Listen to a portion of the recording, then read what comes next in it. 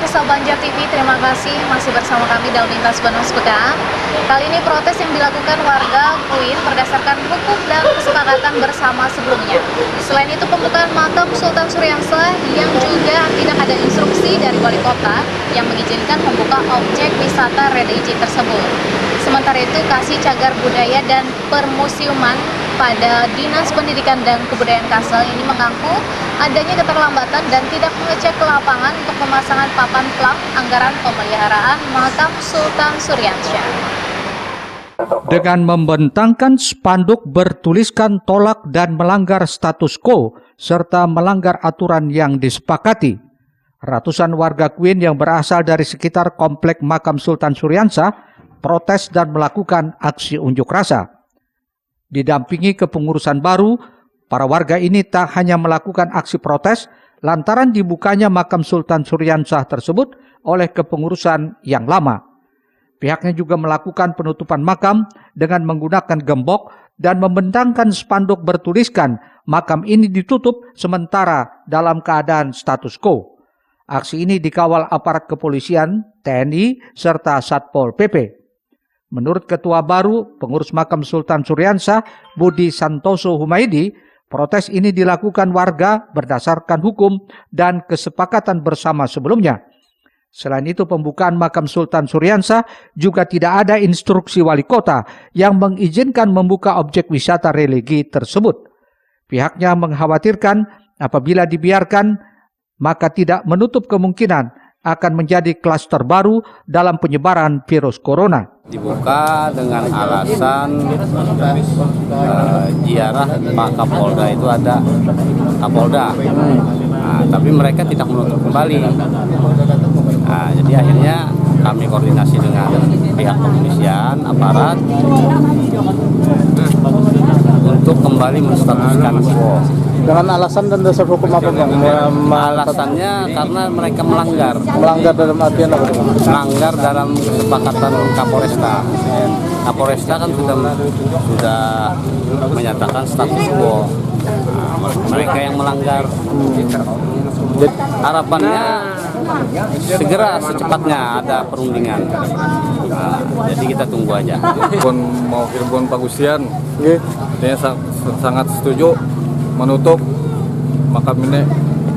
Kenapa Bang? Karena ketuanya sangat jolim, ada dirawat, ini bukan pedatuan sarik. Hendak kayak kalau kita bahagian kita berbakat.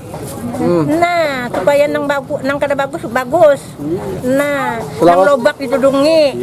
Nang migis di atapi. Nah, itu nang hendak dialih nih pulang wayah ini. Selawasnya dia Pak, dilihatakan jalan kau ya Pak? Hatakan mana ka duit ka tahu juga. Sumbangan duang tuh mana ka tahu juga.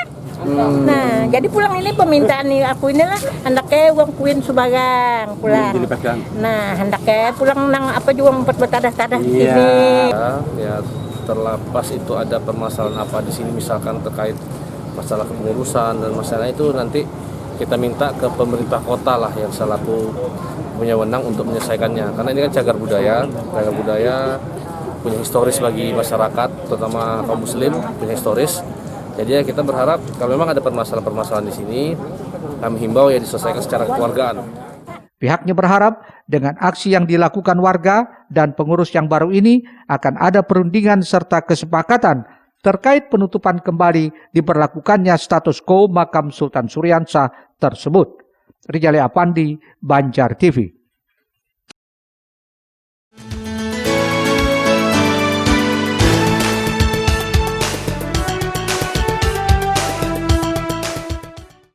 Sejak dimulainya proses pengerjaan pagar untuk makam Sultan Suryansah, ternyata sudah mendapat sorotan dan kritik dari pengurus bidang hukum kepengurusan baru makam Sultan Suryansah, Depronsah Kobara. Kritikan proyek pengerjaan pagar tersebut terkait tidak adanya papan pelang anggaran di lokasi itu.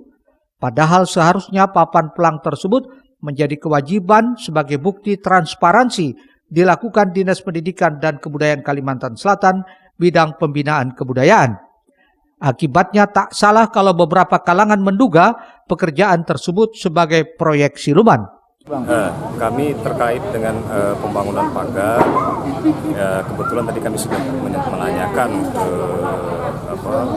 pengawas atau apa, kita tidak tahu lah di lapangan, bahwa ini adalah proyek dari Dinas Kebudayaan, Dinas Pariwisata dan Kebudayaan Provinsi Kalimantan Selatan.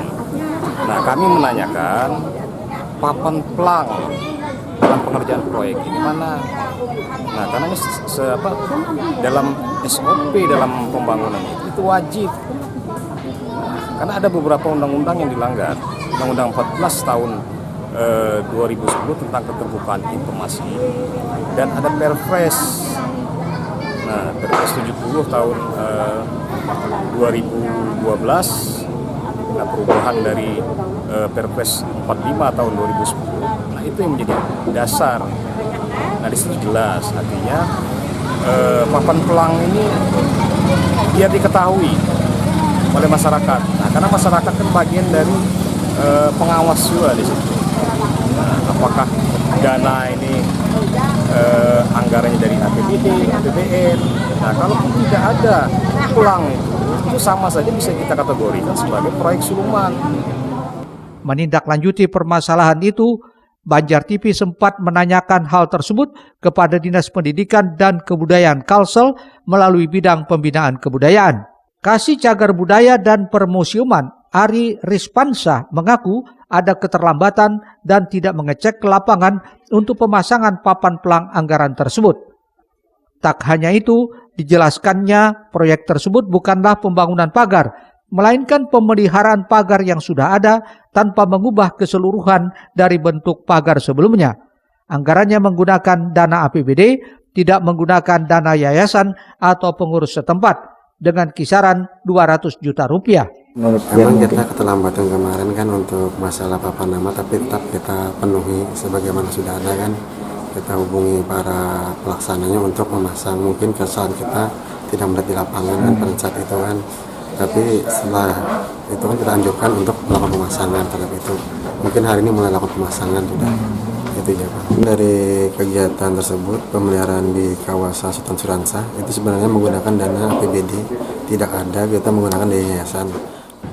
Ari menambahkan selain melakukan pemeliharaan pada bagian pagar, juga melakukan pemeliharaan atap yang bocor pada makam tersebut. Rijali Apandi, Banjar TV. Ya pemirsa, kita beralih ke informasi lainnya, yaitu mengenai UPTD Taman Budaya Kalsel tahun ini kembali melaksanakan Lomba Maulah Topi Purun yang diselenggarakan dalam rangkaian program Ragam Pesona Budaya Banjar lewat dana alokasi khusus. Sementara itu juga digelarnya lomba ini untuk meningkatkan kreativitas pembuat kerajinan berbahan purun dengan harapan nantinya berimbas pada peningkatan nilai jual dari produk yang diolah. Ya, sepertinya seru sekali dan tentunya dapat meningkatkan kreativitas dan tentunya kita berharap dapat berimbas kepada perekonomian daerah. Saat kita simak beritanya.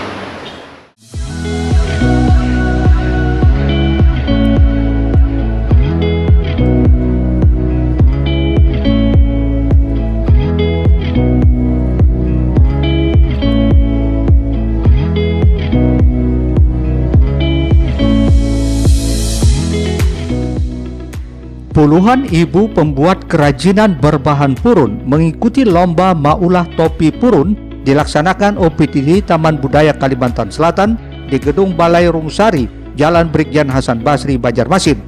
Di tengah situasi pandemi COVID-19, pelaksanaan lomba ini tetap menerapkan protokol kesehatan seperti jaga jarak, pakai masker, dan mencuci tangan. Dalam lomba ini, para peserta dinilai berdasarkan kreativitas, warna, motif, bentuk, kerapian, hingga keselarasan dalam membuat topi purun dengan waktu yang diberikan selama 2 jam. Ya, semua kriteria yang dilakukan tadi itu harus selesai itu. Semuanya harus memenuhi dalam 2 jam 20 menit tadi.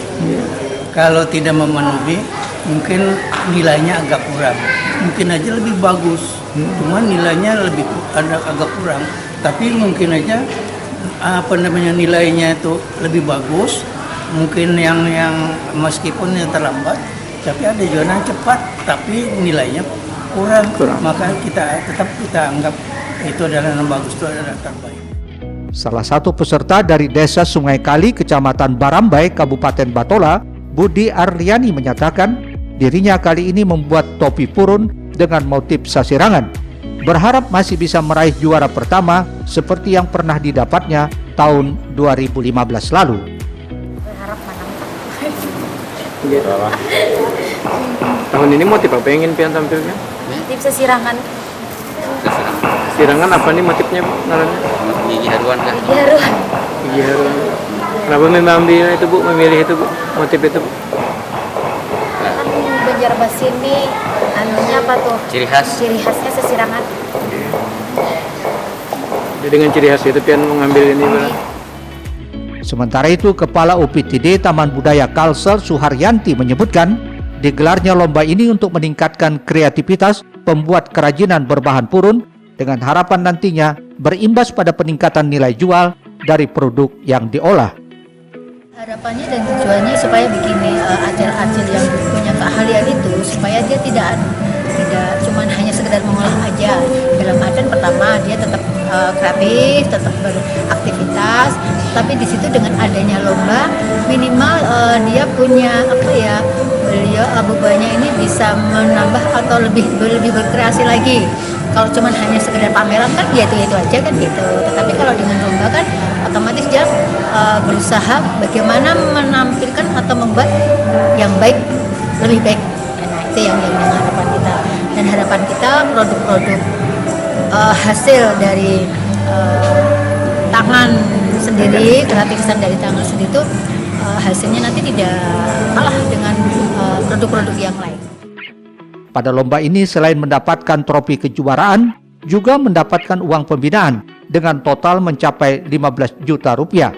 Kedepannya Taman Budaya berencana akan menggandeng pihak Dekranasda agar hasil produk terbaik olahan para peserta ini bisa dipamerkan hingga dipasarkan lebih luas lagi. Erwin Yudanwari, Banjar TV.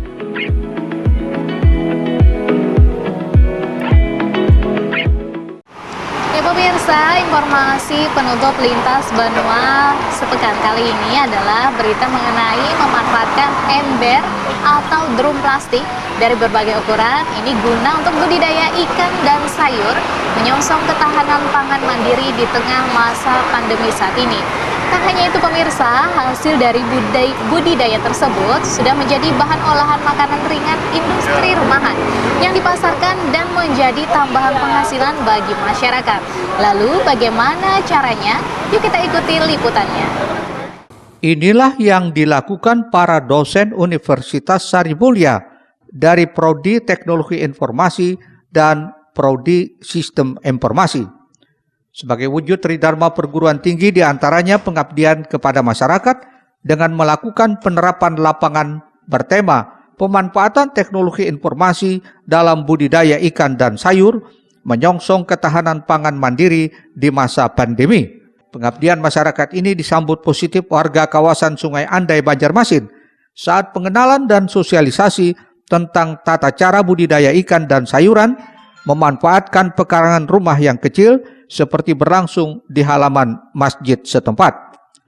Kegiatan budidaya ikan dan sayur menyongsong ketahanan pangan mandiri di masa pandemi, prakteknya sudah dilakukan langsung warga sejak 1 bulan lalu, seperti terlihat di depan rumah masing-masing warga setempat. Ketua RT beserta warga mengaku senang dan menyambut positif pemanfaatan teknologi informasi dalam budidaya ikan dan sayur yang dikenalkan Prodi Teknologi Informasi dan Prodi Sistem Informasi Universitas Sarimulya. Hal ini diakui sangat bermanfaat di tengah situasi dan kondisi perekonomian yang serba susah di tengah pandemi saat ini. Universitas Sarimulya, kami selaku Ketua RT di lingkungan RT 58 Kelurahan Sungai Andai sangat mendukung dan sangat berterima kasih Universitas Sarimulya melakukan program studi di lingkungan kami. Dengan adanya ini, harapannya bisa membantu kehidupan perekonomian masyarakat di lingkungan kami di masa-masa pandemi ini. Universitas Sarimulya, dan kami merasa dibantu untuk mengerjakannya dengan harapan bisa mengembangkan peternakan atau kangkung yang dibuat dan jadi crispy. Merasa terbantu, kami akan mengembangkan. Hari ini adalah salah satu bentuk tridharma perguruan tinggi ya, salah satunya kita program pengabdian kepada masyarakat. Nah, PKM ini kita laksanakan dengan keadaan ibaratkan kita sudah memasuki era new normal. Dengan harapannya dengan adanya PKM tentang pemanfaatan teknologi informasi dalam budidaya ikan ya dan sayur ini, kita harapkan masyarakat yang ada di sekitar RT 58 ini bisa untuk menjaga ketahanan pangan secara mandiri di era pandemi Covid ini. Itu harapan kita ya. Nah, di sini juga ada teman-teman dosen juga dari sistem informasi, dari teknologi informasi. Jadi kita memberikan pengetahuan tentang cara bagaimana ketahanan pangan di era pandemi ini bisa berjalan di rumah tangga seperti itu. Tak hanya itu, hasil dari budidaya tersebut sudah menjadi bahan olahan makanan ringan industri rumahan yang dipasarkan dan menjadi tambahan penghasilan bagi masyarakat setempat. Rijalia Pandi, Banjar TV.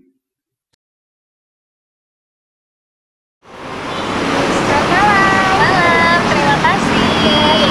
Sama mie banjir ya. Sama temennya juga. Yang ini wedang ronde babe ase. Hot tea strawberry ya. Iya, benar. Ya, terima kasih.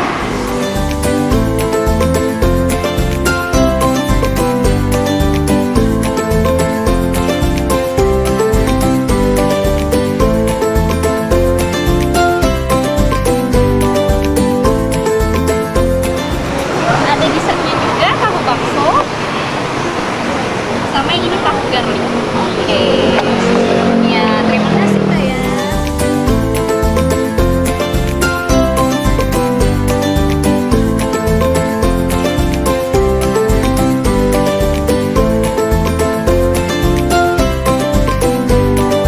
Pemirsa Banjar TV, tidak terasa kita sudah sampai di penghujung lintas Bonus Pekan ya. Dan tentunya saya masih di sini, masih di namanya Warung Amang Zuri.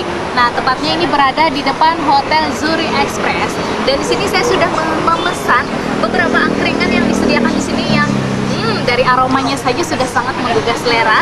Ada mie banjir, ada juga dessertnya yang macam-macam, ada hot tea strawberry, dan ini tentunya luar biasa sekali ya. Dan tidak terasa pemirsa, saya juga tidak lupa untuk mengucapkan mohon maaf ya pemirsa apabila ada kata-kata yang salah, baik yang disengaja maupun tidak disengaja. Dan juga saya ucapkan terima kasih atas kebersamaan pemirsa menemani saya sampai akhir lintas Bonus Pekan kali ini. Dan kami akhiri, wassalamualaikum warahmatullahi wabarakatuh dan sampai jumpa.